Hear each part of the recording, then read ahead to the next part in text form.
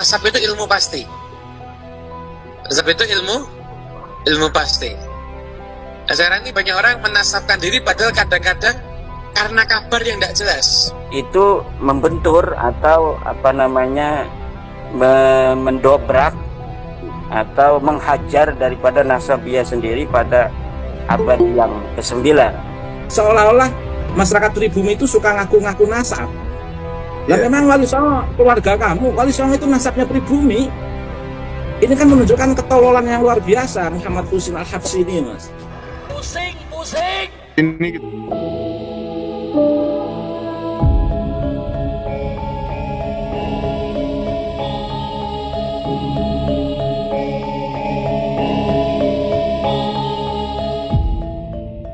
Ini kita putarkan. Monggo. Nanti langsung aja berikan tanda atau instruksi stop jika pada suatu momen ingin langsung dikomentari begitu ya. Iya. Nah, ini video pertama yang akan kita putarkan. Mari kita dengarkan bersama-sama. Ya, nah, harus dipahami bahwasanya tentang pembahasan nasab. Nasab itu ilmu pasti. Nasab itu ilmu pasti. Nah, sekarang ini banyak orang menasabkan diri padahal kadang-kadang karena kabar yang tidak jelas.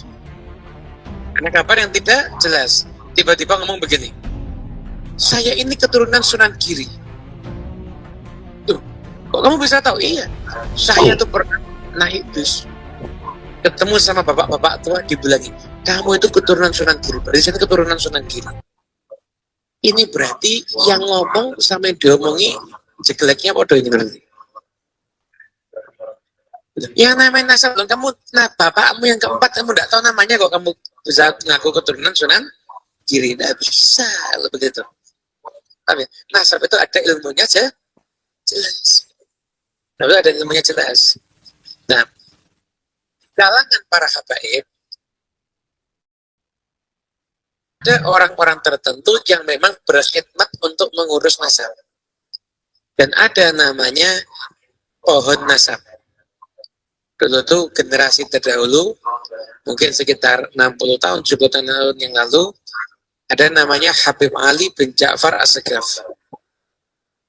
Beliau ini Masya Allah, itu beliau insya Allah nasabnya habaib se-Indonesia dan Malaysia punya semuanya beliau. Dibuat pohon begitu. Jadi orang ngaku-ngaku langsung ketahuan. Ada tidak di pohon? Tidak ada. Berarti bukan. Punya semuanya beliau ini. Betul. Masya Allah, khidmat kepada urusan nasab luar biasa. Orang yang ahli nasab julukannya An-Nasabah. Bukan nasabah, Bang, bukan ya. An-Nasabah itu dari ilmu nasab. Nasab itu ilmu pasti. Ilmu pasti. Misalkan ada orang, saya keturunan Habib Abdullah Al-Haddad. Saya pernah menjawabkan, tidak bisa. Saya punya catatannya kok. Saya punya ayah fulan, udah meninggal makamnya di sini. Yang saya lagi ini, udah meninggal makam di sini. Lagi ini, orangnya di sini. Ada semua catatan itu. Sampai kepada Habib Abdullah bin Alwi, ada dicek, benar ada. Nasab itu ilmu pasti. Maka nggak bisa sembarangan orang menasabkan diri kepada yang bukan ayahnya. Saya ke Kiai Imad. Kiai Imad kurang lebihnya bisa menangkap ya Imad ya tentang poin-poin yang dijelaskan oleh Habib Muhammad Husin tersebut. Bagaimana ya Imad? Ya, saya bisa menangkap beberapa poin dari apa yang telah disampaikan oleh Ba'lawi ini. Ba'lawi Husin ya namanya. Bahwa yang pertama titik poin adalah tentang nasab itu adalah ilmu pasti.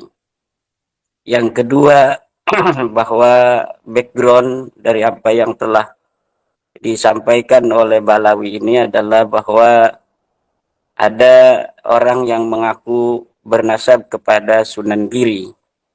Yang kedua adalah tentang bagaimana para Ba'lawi rapih di dalam mengurut dan mencatat silsilah. Jadi dari apa yang telah disampaikan oleh Ba'lawi tadi, kita dapat menarik sebuah kesimpulan pertama. Sebenarnya yang disampaikan untuk poin pertama, yaitu tentang bahwa nasab adalah ilmu pasti, ini di situ saya setuju, ya. Karena nasab adalah merupakan bagian dari ilmu sejarah. Menurut sebagian para ahli, sejarah adalah termasuk di dalam ilmu pasti. Sebagian yang lainnya mengatakan bahwa sejarah bukan ilmu pasti. Dari perbedaan sudut pandang dua kutub ini sebenarnya muaranya sama.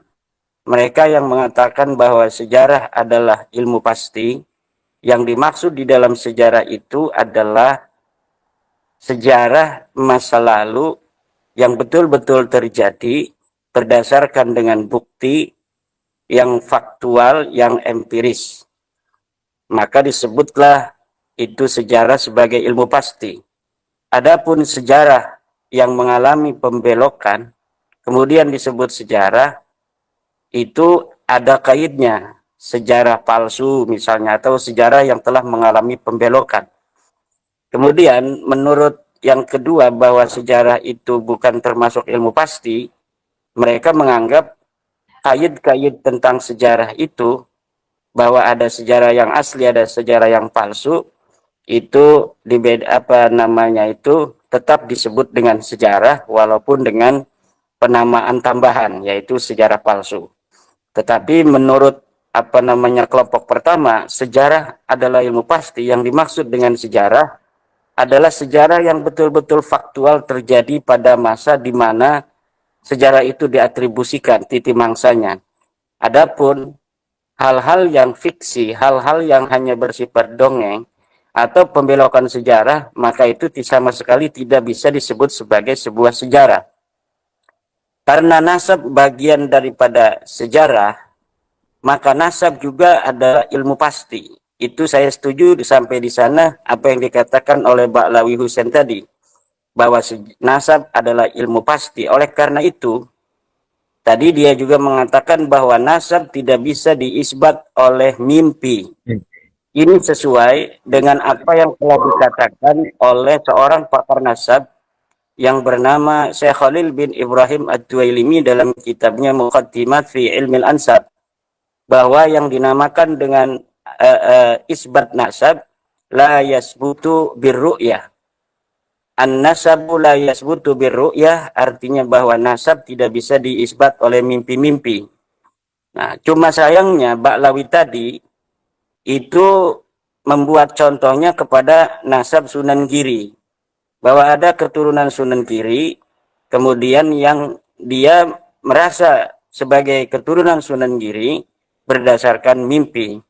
Kemudian Ba'lawi tadi juga mengatakan bahwa kalau para habaib Ba'lawi itu nasab mereka tercatat dengan rapi.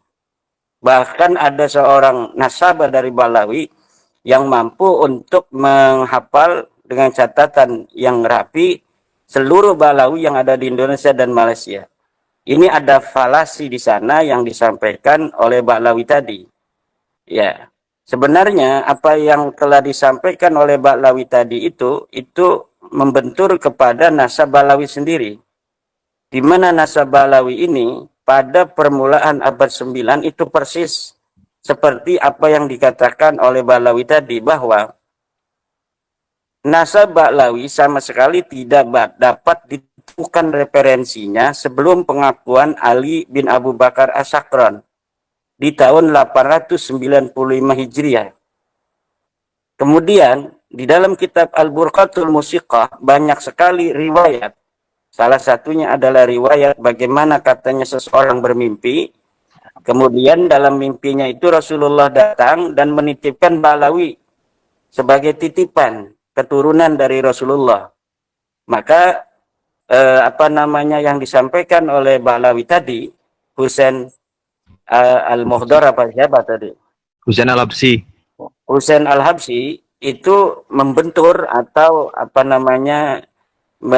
mendobrak atau menghajar daripada nasab dia sendiri pada abad yang ke-9.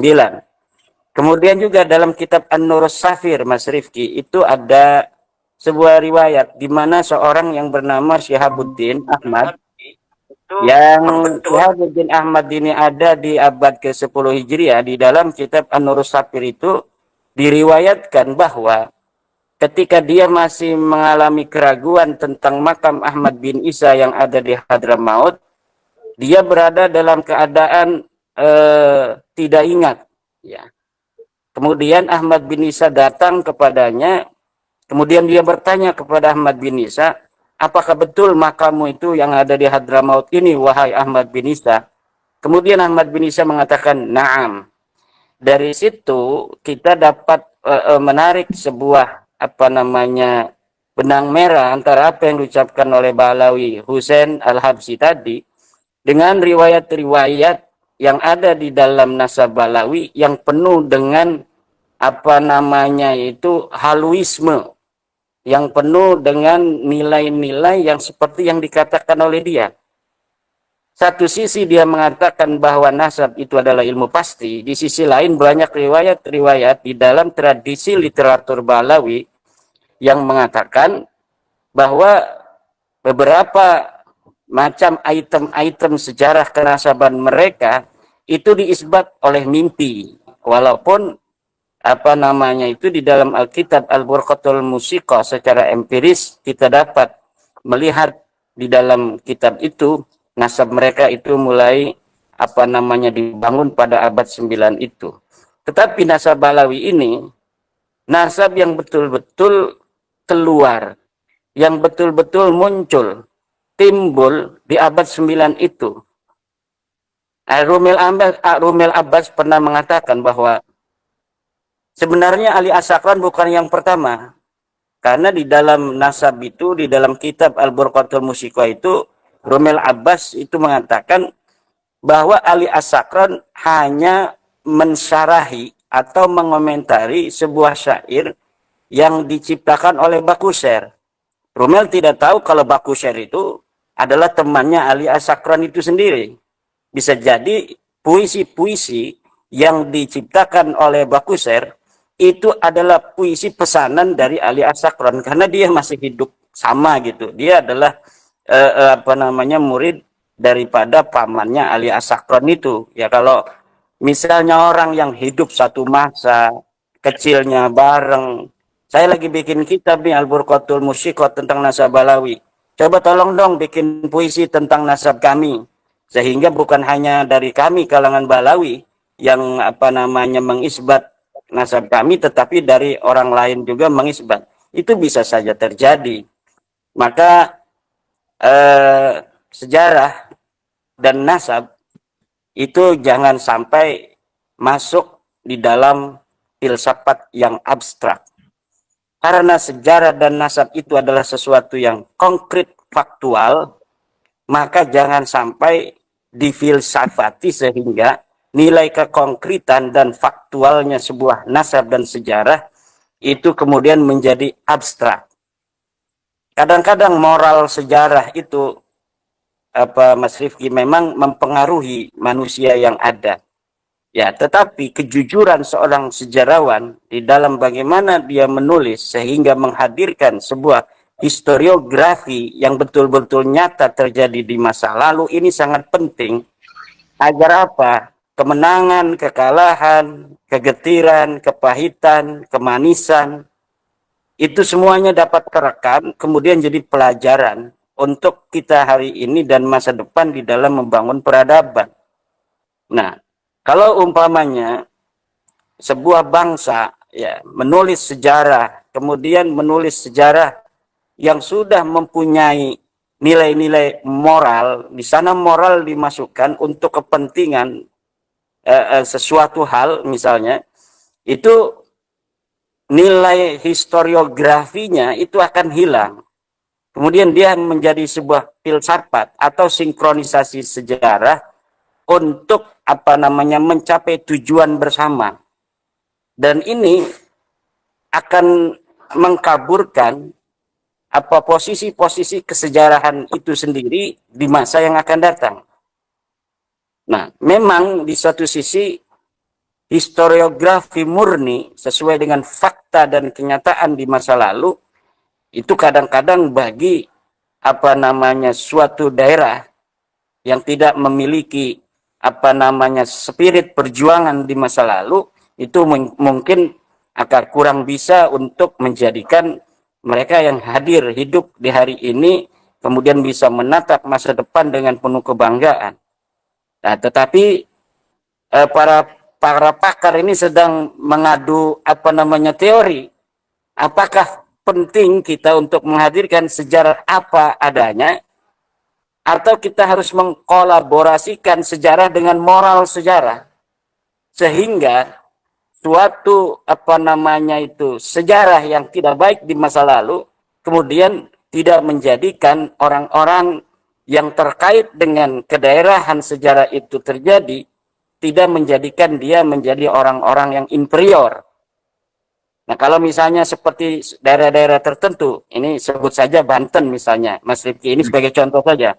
Iya. Itu sejak 1800, di mana VOC itu kemudian bangkrut, kemudian Perancis, Belanda, kemudian betul-betul menjajah, karena sebelumnya kan sejarah yang mengatakan kita dijajah 350 tahun itu tidak sesuai dengan fakta. Karena faktanya sejak kedatangan Cornelis de Houtman ke Banten pada tahun 1590-an itu, dia datang untuk pertama kali sebagai pedagang. Kemudian sampai 1800, dari mulai 1600 sekitar 200 tahun itu mereka hanya mengadu domba antara satu apa namanya kerajaan dan kerajaan lainnya.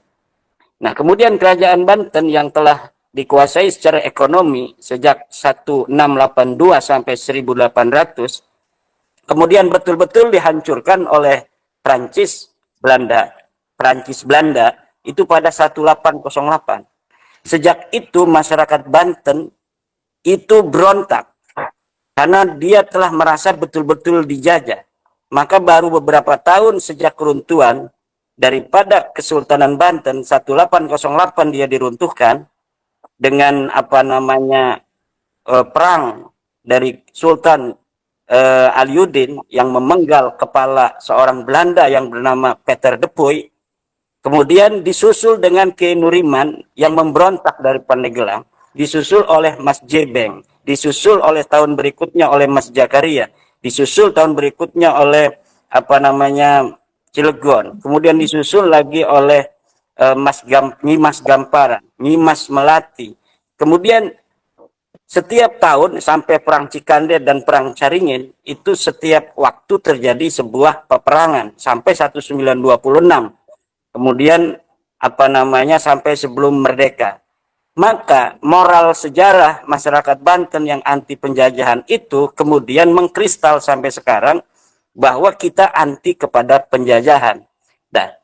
Dan yang nilai-nilai seperti itu, sejarah yang secara faktual memang betul-betul terjadi di masa lalu, apabila kesejarahan itu kemudian dicatat apa adanya, itu tidak menjadi masalah, bahkan akan menjadi spirit yang sangat kuat bagi masyarakat untuk apa namanya dia itu muncul sebagai manusia-manusia merdeka, manusia-manusia yang ingin menjadi manusia yang tidak apa ada dalam kendali orang lain.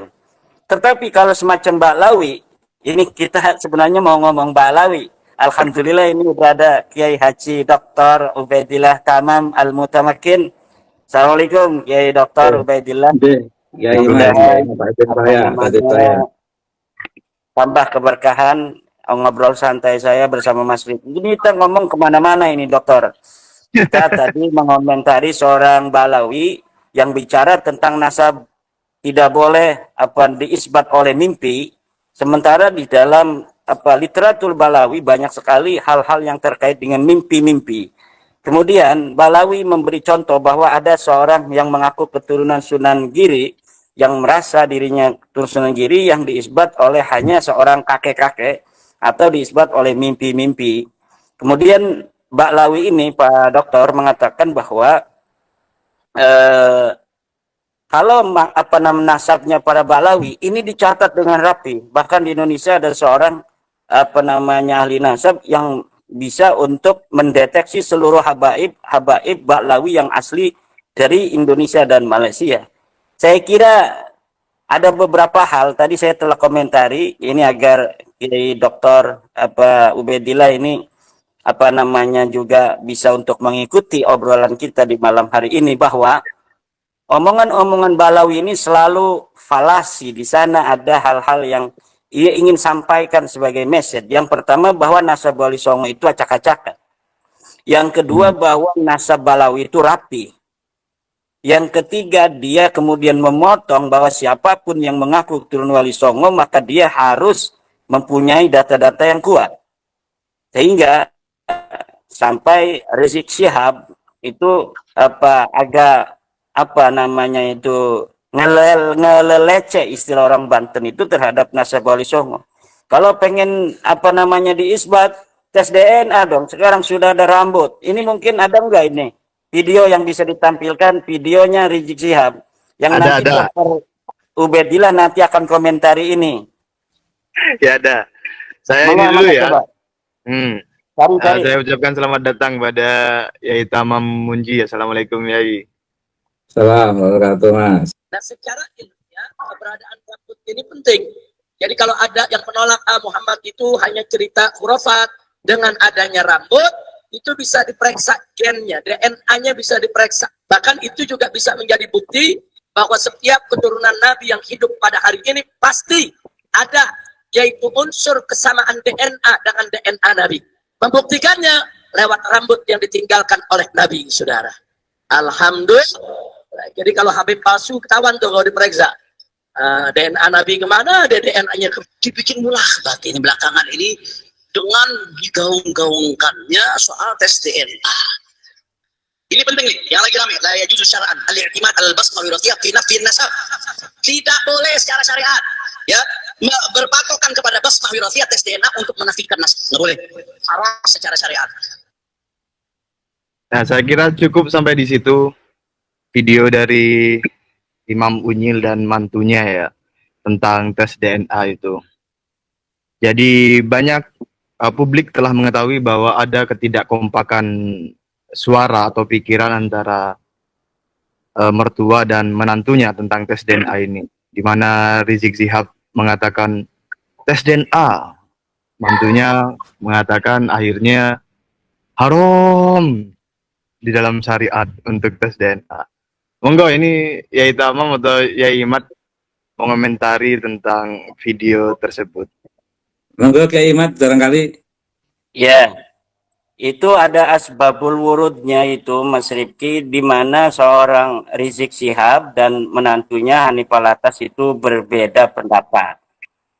Itu video Rizik Syihab itu video yang ada atau muncul sebelum isu nasab ini muncul, yaitu ketika adanya sebuah gerakan dari para keturunan Wali Songo yang ingin kemudian mereka mengumpul, membuat satu perkumpulan untuk menghimpun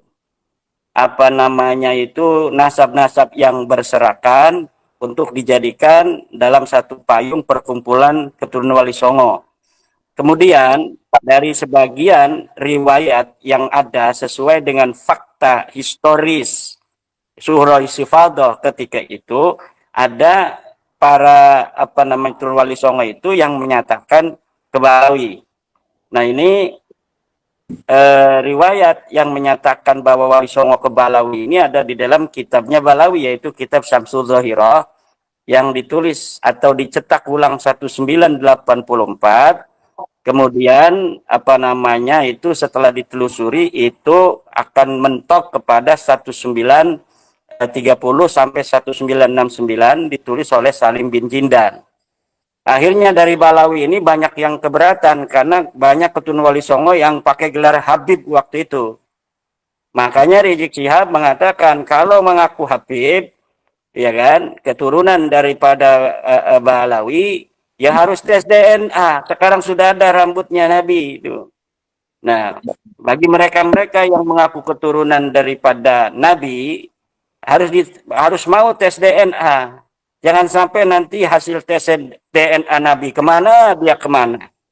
Nah, semua kata-kata itu sekarang mentok dan berbalik kepada mereka sendiri. Yaitu ketika hasil uji tes DNA para sadah-sadah keturunan Nabi Muhammad di dunia ini sudah keluar. Di mana para keturunan Nabi yang ada di Saudi Arabia dari keluarga Abadilah, dari keluarga Ashraf Aun, kemudian dari keluarga Ar-Rasi, dari keluarga Az-Zaidi, dari keluarga Al-Hasimi, dari keluarga-keluarga yang ada di Maroko, bahwa mereka semuanya J1. Sedangkan Bahlawi ini ketika hasil tes DNA-nya ini berbeda sendiri. Yang lain keturunan Nabi itu J1, dia G. Ada beberapa catatan saya, Mas Rifki. Oke. Tadi sudah saya sampaikan takdim iklan saya untuk Kiai Maduddin Otsman, Mas Rifki, dan Kiai Fuad Plaret. Sebelum saya menyampaikan catatan saya, sebenarnya sudah banyak hikmah yang menunjukkan siapa Ba'alwi itu, Mas. Tetapi lagi-lagi wa ma yadzakkaru illa ulul albab. Terkait dengan bagaimana serangan Rizik Syihab terkait dengan tes DNA, itu sebenarnya kan tidak pidato biasa, Mas. Itu pidato menyerang masyarakat pribumi sebenarnya, Mas. Jadi kalau saya analisis dari teori Foucault, ada penyerangan untuk masyarakat pribumi dengan ilmu pengetahuan, bukan dengan senjata, bukan dengan pistol atau bom atom, tapi dengan ilmu pengetahuan. Targetnya adalah menghegemoni, Mas, dengan cara seolah-olah mereka itu memiliki kebenaran yang valid, yang absah, yang verifikatif, yang bisa dibuktikan terkait dengan tes DNA itu. Nah, saat itu dia belum tahu kalau tes DNA itu sebenarnya justru menunjukkan kalau dia itu tidak valid. Tapi kan masyarakat pribumi dikira orang-orang tolol, orang-orang bodoh, Mas. Nah, Rizik Syihab tidak tahu di masyarakat pribumi itu ada Dr. Sugeng yang memahami DNA, sehingga Rizik Syihab memakai senjata tes DNA. Itu sebenarnya senjata penyerangan terhadap masyarakat pribumi yang seolah-olah masyarakat pribumi itu tidak punya hak sama sekali mengaku cucu Nabi. Tetapi sebenarnya itu kan ungkapan orang tekanan batin, Mas. Tekanan batin untuk mendapatkan pengakuan sebagai cucu Nabi dengan menekan, mengintervensi atau menyerang secara verbal pada masyarakat pribumi yang sebenarnya masyarakat pribumi tidak tahu menahu. Masyarakat pribumi itu tidak tahu menahu, tidak ada masyarakat pribumi yang ngaku cucu Nabi, itu tidak ada. Tapi Rizik Syihab menyampaikan seperti itu sebenarnya kan dalam teori Sigmund Freud itu kan sebagai bentuk kompensasi untuk menghibur diri sendiri yang sedang tertekan, untuk lebih menguatkan kepada publik biar diakui sebagai cucu Nabi, sehingga seolah-olah mencari objek serangan, objek yang bisa dikambing hitamkan untuk mendapatkan titik balik kemuliaan Rizik Syihab dengan mengungkapkan seperti itu. Kajian psikologisnya kan di situ, Mas, sebenarnya. Tapi ternyata Allah menunjukkan suatu perkembangan yang tidak menunggu waktu lama menjawab ungkapan Rizik Syihab yang menjadi titik balik, kalau istilah saya itu pagar makan tanaman. Yang diandalkan Rizik Syihab tes DNA untuk membangun hegemoni di hadapan masyarakat pribumi, seolah-olah dia itu valid dalam konteks tes DNA, valid dalam konteks catatan, valid dalam konteks sejarah, valid dalam konteks argumentasi bahwa dia itu nasab yang terkonfirmasi ke Nabi, ternyata gagal semua, dibalik oleh Allah dalam waktu yang sangat singkat. Tapi yang bisa memahami ini kan wa ma yadzakkaru illa ulul albab. Tidak ada yang bisa mengambil pelajaran ini semua kecuali orang-orang yang mau berpikir, Mas. Apalagi mungkin nggak mau berpikir sampai seperti ini, Mas. Oke, sama seperti yang dikatakan oleh Muhammad Hussein Al-Habsyi itu, Ba'alwi, itu sebenarnya kan juga serangan untuk pribumi, Mas. Pribumi ini sebenarnya orang-orang Allah yang nggak tahu menahu, tapi menjadi objek serangan biar mendapatkan titik balik kemuliaan Ba'alwi sebenarnya, Mas. Ini kan bisa dipahami secara psikologis bagi yang memahami teori psikologi, Mas. Atau bisa dipahami dari teori Foucault untuk melakukan kekerasan di era modern itu kan melalui ilmu pengetahuan. Makanya ini kan titik kejahatan Ba'alwi, sekali lagi saya katakan jahat sekali. Cuman masyarakat kan banyak yang tidak memahami kekerasan-kekerasan verbal. Muhammad Husin Al-Habsyi kan dia mengatakan ilmu nasab itu ilmu pasti. Keren kan ini? Keren. Artinya juga kita sebenarnya kan nggak perlu berdebat dengan mereka. Ketika mereka menggugat tesis Kiai Imad, itu sebenarnya mereka itu sudah mendapatkan jawaban dari mereka bahwa tesis Kiai Imad itu tesis sejarah. Terkait sejarah itu adalah terkait ilmu nasab, dan ilmu nasab itu adalah ilmu pasti. Sehingga secara otomatis ungkapan Muhammad Husin Al-Habsyi ini adalah mematahkan framing atau bahkan argumentasi yang dibangun oleh Ba'alwi untuk menyerang tesis Kiai Imad. Itu sudah terjawab oleh Muhammad Husin Al-Habsyi sendiri sebenarnya, Mas. Ya. Sehingga Kiai Imad nggak perlu capek-capek, Gus Aziz Jazuli nggak perlu capek-capek, itu sebenarnya sudah mereka patahkan sendiri sebenarnya. Lah, ini lagi-lagi harus dipahami bahwa Muhammad Husin Al-Habsyi itu sebenarnya sedang melakukan kekerasan verbal, penyerangan terhadap masyarakat pribumi sebagai objek kekerasan verbal untuk mendapatkan titik balik kemuliaan Ba'alwi dalam bahasa saya, Mas. Dia mengatakan ilmu nasab ilmu pasti, tapi kemudian yang nggak enak, contohnya itu Wali Songo, Sunan Giri, Sunan Bonang, atau Sunan Kalijogo. Ini kan nggak enak, seolah-olah masyarakat pribumi itu suka ngaku-ngaku nasab.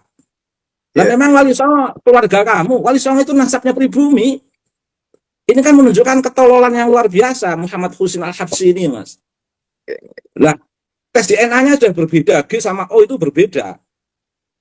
Nah, dari tes DNA sendiri ini sebenarnya mereka sudah harusnya beristighfar, karena Wali Songo yang diakui sebagai keluarga mereka, bahkan dijadikan senjata mereka untuk menghantam pribumi secara verbal, melakukan kekerasan terhadap pribumi sebagai objek kekerasan, untuk mendapatkan kemuliaan mereka, seolah-olah nasab mereka itu adalah pasti, yang telah mereka tata secara rapi, dan memasukkan Wali Songo sebagai bagian daripada mereka. Ini kan sebenarnya Ba'alwi sedang melakukan kekerasan. Cuman bedanya, Muhammad Husin Al-Habsyi melakukan kekerasan verbal dengan bahasa yang lembut. Bahar Smith melakukan kekerasan verbal dengan bahasa yang kasar. Sama-sama melakukan penyerangan. Jadi saya tegaskan di sosial media ini, Ba'alwi sedang melakukan penyerangan terhadap masyarakat pribumi dengan berbagai versinya masing-masing. Ada versi Muhammad Habsyi, ada versi Bahar Smith, ada versi Rizik Syihab. Dan Lutfi itu bin Yahya, nyata. Kenapa? Lutfi bin Yahya masuk enggak? Sudah Mas Rifki sebutkan, jadi saya nggak perlu menyebutkan, Mas. Ya, kita mau bisa aja. Kira-kira itulah deret-deret hitungannya, Mas. Nah, secara teori yang dikatakan Rizik Syihab tentang perlunya tes DNA, dikatakan oleh Muhammad Husin Al-Habsyi, secara teori benar, betul. Nah, ketika itu dikatakan betul, itu kan menunjukkan sempurna kepalsuan mereka. Karena mereka setelah munculnya tesis Kiai Imad, nampak mereka betul-betul tidak punya data itu, Mas. Jadi kedustaannya itu betul-betul nampak di situ. Kemudian ini yang menarik, Mas. Hanif itu saya kira bisa membaca kitab, tapi nggak paham arah fikih, Mas. Selalu mengaitkan nasab dengan nusus, gimana itu? Saya selalu mengulang-ulang, silahkan dibuka kitab Al-Ahkam karya Imam Qarafi, bahwa nusus itu tidak ada hubungannya dengan waqa'ih. Jadi ada aturan bermadhab itu terkait dengan syar'iyah, taklifiyah, syar'iyah, wad'iyah. Dan itu kaitannya dengan nas. Tapi kalau kaitannya dengan waqa'ih, fakta sejarah, itu nggak ada hubungannya dengan nusus. Lah, tadi dikatakan Muhammad Husin Al-Habsyi bahwa ilmu nasab itu ilmu pasti. Berarti itu tidak ada hubungannya dengan nas. Nah, jika ilmu nasab itu ilmu pasti, maka tidak perlu ijma ulama. Karena tidak ada kaitannya dengan istihad. Nah, ijma ulama itu kan dilatar belakangi adanya istihad yang di situ saling berbenturan antara ulama satu ulama lain, yang dikhawatirkan nanti timbul tidak maslahat